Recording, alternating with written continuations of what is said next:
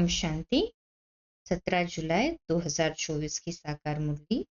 बाबा कहते, मीठे बच्चे, इस शरीर को न देख आत्मा को देखो, अपने को आत्मा समझ आत्मा से बात करो। इस अवस्था को जमाना है, यही ऊंची मंजिल है। प्रश्न, तुम बच्चे बाप के साथ ऊपर अर्थात घर में कब जाएंगे? उत्तर, जब अपवित्रता की मात्रा रिंचक भी नहीं रहेगी। जैसे बाप प्योर है, ऐसे तुम बच्चे भी प्योर बनेंगे, तब ऊपर जा सकेंगे। अभी तुम बच्चे बाप के सम्मुख हो।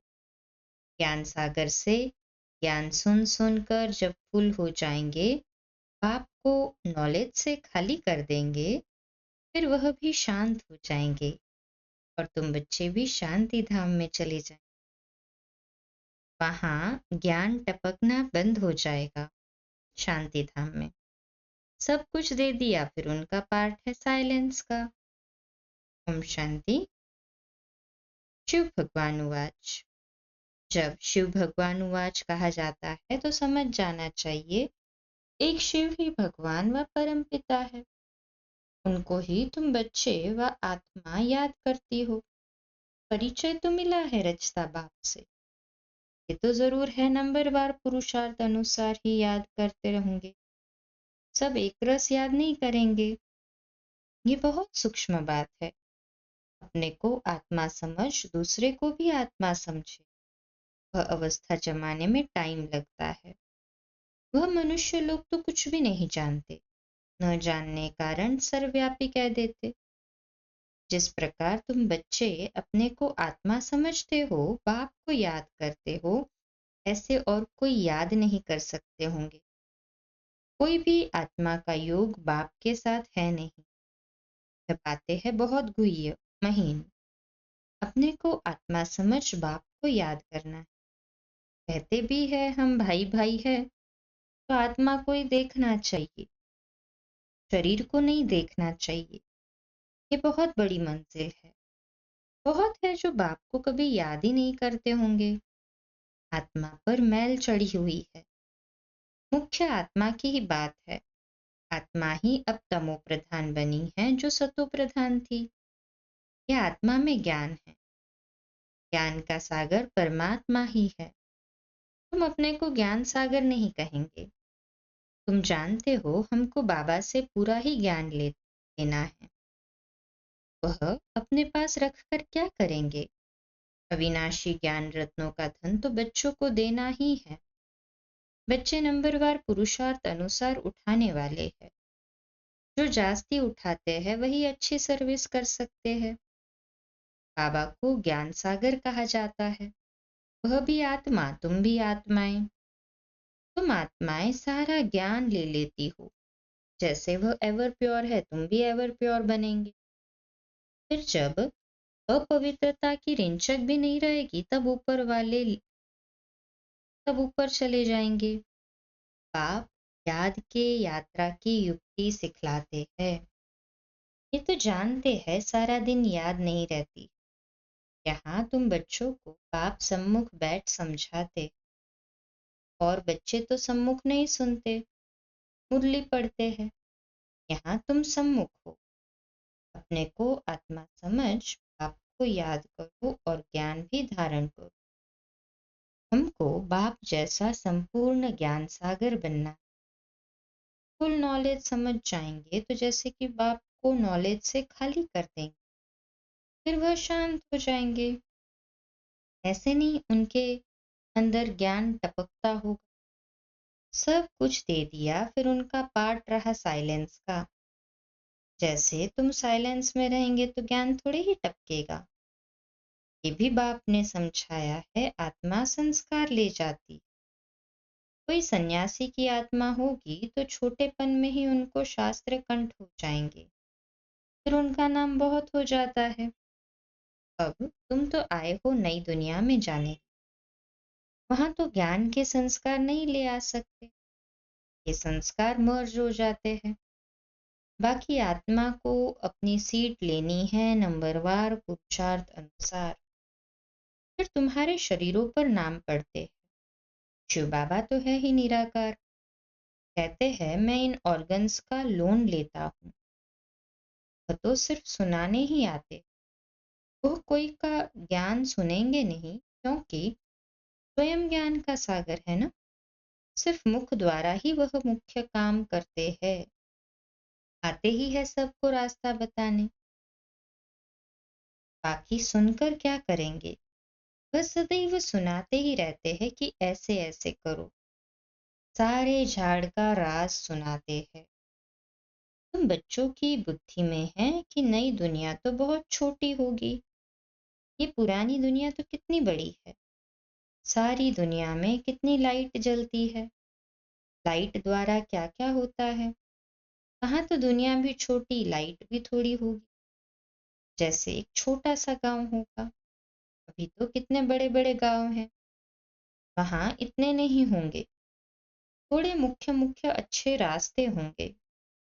पांच तत्व भी वहां सतो प्रधान बन जाते हैं, कभी चंचलता नहीं करते। सुखधाम कहा जाता है ना, उसका नाम ही है हेवन।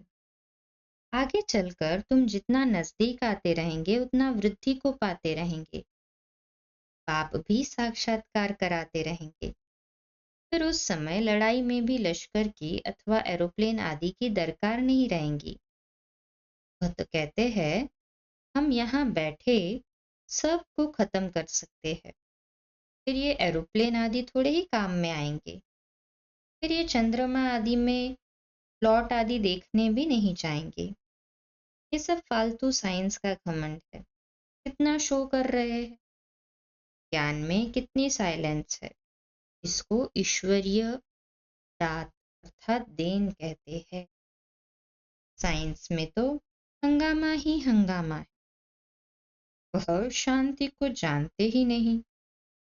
तुम समझते हो विश्व में शांति तो नई दुनिया में थी, वह है सुखधाम। अभी तो दुख अशांति है, ये भी समझाना है। तुम शांति चाहते हो, कभी अशांति हो ही नहीं। वह तो है शांति धाम और सुख धाम है। स्वर्ग तो सब चाहते हैं, भारतवासी ही वैकुंठ स्वर्ग को याद करते हैं, और धर्म वाले वैकुंठ को याद नहीं करते। वह सिर्फ शांति को याद करेंगे, सुख को तो याद कर न सके। लॉ नहीं कहता, सुख को तो तुम ही याद करते हो, इसलिए पुकारते हो हमें दुख से लिबरेट करो। आत्माएं असुल शांति धाम में रहने वाली, यह भी कोई जानते थोड़ी है। आप समझाते हैं तुम बेसमझ थे, कब से बेसमझ बने। 16 कला से 12-14 कला बनते जाते, ना बेसमझ बनते जाते ना। अभी कोई कला नहीं रही। कॉन्फ्रेंस करते रहते हैं, स्त्रियों को दुख क्यों है। अरे दुख तो सारी दुनिया में है, अतः दुख है। जब विश्व में शांत, अब विश्व में शांति कैसे हो। अब तो ढेर के ढेर धर्म है, सारे विश्व में शांति तो अब हो न सके। सुख को तो जानते ही नहीं। बच्चियां बैठ समझाएंगी इस दुनिया में अनेक प्रकार के दुख है, अशांति। जहाँ से हम आत्माएं आई हैं वह है शांति धाम, और जहाँ ये आदि सनातन देवी देवता धर्म था वह था सुख धाम। आदि सनातन हिंदू धर्म नहीं कहेंगे, आदि माना प्राचीन। वह तो सतयुग में था, उस समय सब पवित्र थे। वह है ही निर्विकारी दुनिया, विकार का नाम नहीं। फर्क है ना, पहले पहले तो निर्विकारी पना चाहिए ना।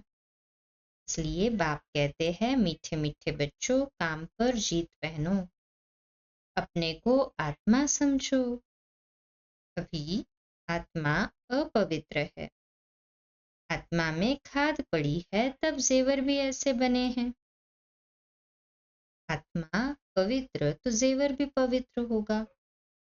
उनको ही वाइसलेस वर्ल्ड कहा जाता है। वर्ड का मिसाल भी तुम दे सकते हो, सारा झाड़ खड़ा है, फाउंडेशन है नहीं। ये आदि सनातन देवी देवता धर्म है नहीं, और सब खड़े हैं, सब अपवित्र है। इनको कहा जाता है मनुष्य। वह है देवताएं, हैं मनुष्य को देवता बनाने आया। 84 जन्म भी मनुष्य लेते हैं। सीढ़ी दिखानी है कि तमो प्रधान बनते हैं तो हिंदू कह देते हैं। देवता कह न सके क्योंकि पतित है। ड्रामा में ये राज है ना। नहीं तो हिंदू धर्म कोई है नहीं। आदि सनातन हम ही देवी देवता थे। भारत ही पवित्र था, अब अपवित्र है तो अपने को हिंदू कहलाते हैं। हिंदू धर्म तो कोई ने स्थापन किया नहीं है। ये बच्चों को अच्छी रीति धारण कर समझाना है। आजकल तो इतना टाइम भी नहीं देते हैं। कम से कम आधा घंटा दे तब पॉइंट सुनाई जाए। पॉइंट तो ढेर है, फिर उनसे मुख्य मुख्य सुनाई जाती है। पढ़ाई में भी जैसे जैसे पढ़ते जाते हैं तो फिर हल्की पढ़ाई अलफ बे आदि थोड़ी याद रहती, वह भूल जाती है। तुमको भी कहेंगे अभी तुम्हारा ज्ञान बदल गया है। पढ़ाई में ऊपर चढ़ते जाते हैं तो पहली पढ़ाई भूलती जाती है ना। बाप भी हमको नित्य नई नई बातें सुनाते। पहले हल्की पढ़ाई थी, अब बाप गुये गुये बातें सुनाते रहते हैं। ज्ञान का सागर है। सुनाते सुनाते फिर पिछाड़ी में दो अक्षर कह देते हैं। अलफ को समझो तो भी काफी है। अलफ को जानने से बे को जान ही लेंगे। इतना सिर्फ समझाओ तो भी ठीक। जो जास्ती ज्ञान नहीं धारण कर सकते वह ऊंच पद भी नहीं पा सकते। पास विद ऑनर हो न सके, कर्मातीत अवस्था को पा न सके, इसमें बड़ी मेहनत चाहिए। याद की भी मेहनत है, ज्ञान धारण करने की भी मेहनत है। दोनों में सब होशियार हो जाए सो भी तो हो न सके। राजधानी स्थापन हो रही है, सब नर से नारायण कैसे बनेंगे, इस गीता पाठशाला की एम ऑब्जेक्ट तो यह है। वही गीता ज्ञान है। वह भी कौन देते हैं, ये तो सिवाय तुम्हारे कोई जानते ही नहीं। अभी है कब्रिस्तान, फिर परिस्तान होने का है।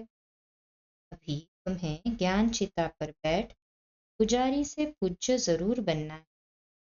साइंस वाले भी कितने होशियार होते जाते हैं, इन्वेंशन निकालते रहते हैं। भारतवासी हर बात का अकल वहां से सीख कर आते हैं। अभी पिछाड़ी में आएंगे तो इतना ज्ञान उठाएंगे नहीं, फिर वहां भी आकर यही इंजीनियरिंग आदि का काम करेंगे। राजा रानी तो बन न सके, राजा रानी के आगे सर्विस में रहेंगे। ऐसी ऐसी इन्वेंशन निकालते रहेंगे।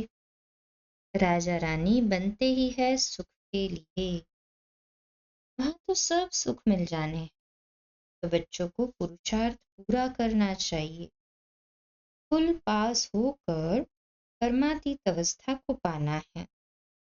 जल्दी जाने का ख्याल नहीं आना चाहिए। अभी तुम हो ईश्वरीय संतान। बाप पढ़ा रहे हैं। ये मिशन है मनुष्य को चेंज करने की। जैसे बौद्धियों की क्रिश्चियन की मिशन होती है ना, कृष्ण और क्रिश्चियन की भी रास मिलती है। उन्हों के लेन देन का भी बहुत कनेक्शन है। जो इतनी मदद करते हैं उनकी भाषा आदि छोड़ देना ये भी एक इंसल्ट है। वह तो आते ही पीछे है, न बहुत सुख न बहुत दुख उठाते हैं। सारी इन्वेंशन वे लोग निकालते हैं। यहाँ भर कोशिश करते हैं परंतु एक्यूरेट कभी बना नहीं सकेंगे। विलायत की चीज अच्छी होती, ऑनेस्टी से बनाते हैं, हाँ तो डिसऑनेस्टी से बनाते। अतः दुख है। सबके दुख दूर करने वाला एक बाप के सिवाय और कोई मनुष्य हो न सके। कल कितनी भी कॉन्फ्रेंस करते हैं, विश्व में शांति हो, धक्का खाते रहते हैं। सिर्फ माताओं के दुख की बात नहीं, यहाँ तो अनेक प्रकार के दुख। सारी दुनिया में झगड़े मारामारी की बात है। पाई पैसे की बात पर मारामारी कर देते, हाँ तो दुख की बात नहीं होती। ये भी हिसाब निकालना चाहिए। लड़ाई कभी भी शुरू हो सकती।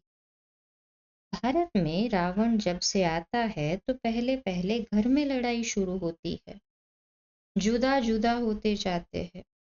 आपस में लड़ मरते हैं, फिर बाहर वाले आते। पहले ब्रिटिश थोड़े ही थे, फिर वह आकर बीच में रिश्वत आदि देकर अपना राज्य कर लेते हैं। इतना रात दिन का फर्क है, नया कोई भी समझ न सके। नई नॉलेज है ना, जो फिर प्रहलोप हो जाती है। आप नॉलेज देते हैं, फिर वह गुम हो जाती है। ये एक ही पढ़ाई एक ही बार एक ही बाप से मिलती। आगे चल तुम सबको साक्षात्कार होते रहेंगे कि तुम ये बनेंगे, परंतु उस समय कर ही क्या सकेंगे, उन्नति को पा नहीं सकेंगे। रिजल्ट निकल चुकी, फिर ट्रांसफर होने की बात हो जाएगी, फिर रोएंगे पीटेंगे, हम बदली हो जाएंगे नई दुनिया के लिए। तुम मेहनत करते हो, जल्दी चारों तरफ आवाज निकल जाए, फिर आप ही सेंटर्स पर भागते रहेंगे, परंतु जितना देरी होती जाएगी टू लेट होते रहेंगे। फिर कुछ जमा नहीं होगा, पैसे की दरकार नहीं रहेगी। तुमको समझाने लिए ये बैज ही काफी है। ये ब्रह्मा सो विष्णु, विष्णु सो ब्रह्मा। ये बैज ऐसा है जो सब शास्त्रों का तंत्र अर्थात सार इसमें। बाबा बैज की बहुत महिमा करते। वह समय आएगा जो ये तुम्हारे बैज ही सब नैनों पर रखते रहेंगे। मन मना भव इसमें है, मुझे याद करो तो ये बनेंगे। फिर यही 84 जन्म लेते हैं। पुनर्जन्म न लेने वाला एक ही बाप है। अच्छा, मीठे मीठे सिकिलदे बच्चों प्रति माता पिता बाप दादा का याद प्यार और गुड मॉर्निंग। रूहानी बाप की रूहानी बच्चों को नमस्ते। हम रूहानी बच्चों की रूहानी माता पिता बाप दादा को याद प्यार गुड मॉर्निंग और नमस्ते। वाह बाबा वाह, शुक्रिया बाबा शुक्रिया। धारणा के लिए पहली पॉइंट, याद की मेहनत और ज्ञान की धारणा से कर्मातीत अवस्था को पाने का पुरुषार्थ करना है। ज्ञान सागर की संपूर्ण नॉलेज स्वयं में धारण करनी। दूसरा पॉइंट, आत्मा में जो खाद पड़ी है उसे निकाल संपूर्ण वाइसलेस बनना है। रेंचक मात्र भी अपवित्रता का अंश न रहे। हम आत्मा भाई भाई है, ये अभ्यास करना है। आज का मीठा वरदान, समय और संकल्प रूपी खजाने पर अटेंशन दे। जमा का खाता बढ़ाने वाले पद्मा पदम पति भव। तो आज का सुमान अभ्यास करने के लिए, मैं पद्मा पदम पति आत्मा हूँ। मैं पद्मा पदम पति आत्मा हूँ। विश्लेषण, जैसे वैसे खजाने तो बहुत है, लेकिन समय और संकल्प विशेष इन दो खजानों पर अटेंशन दो। हर समय संकल्प श्रेष्ठ और शुभ हो तो जमा का खाता बढ़ता जाएगा। इस समय एक जमा करेंगे तो पदम मिलेगा, हिसाब है। एक का पदम गुना करके देने की यह बैंक है। इसलिए क्या भी हो, त्याग करना पड़े, तपस्या करनी पड़े, निर्माण बनना पड़े, कुछ भी हो जाए, इन दो बातों पर अटेंशन हो तो पद्मा पदम पति बन जाएंगे। मनोबल से सेवा करो तो उसकी प्रालब्ध कई गुना ज्यादा देगी। आज का व्यक्ति इशारा, स्वयं के सर्व खजानों को अन्य आत्माओं प्रति दान देना, यही है परोपकार करना। ऐसे परोपकारी स्वयं को सर्व खजानों से संपन्न बेगमपुर का बादशाह अनुभव करेंगे। उनके संकल्प में भी गम के संस्कार इमर्ज नहीं हो सकते। इसके लिए वृत्ति से भी मैंपन का त्याग हो। वृत्ति में सदैव बाप और दादा रहे। मुख पर यही बोल हो, तब विश्वपति बन विश्व की सर्विस कर सकेंगे। अच्छा, कम बोलो, धीरे बोलो, मीठा बोलो, सत्य बोलो, सोच समझ कर बोलो। व्यक्त भाव भाव। आज का नया दिन आप सभी को मुबारक हो, मुबारक हो, मुबारक हो। अच्छा, शुभ दिवस। ओम शांति।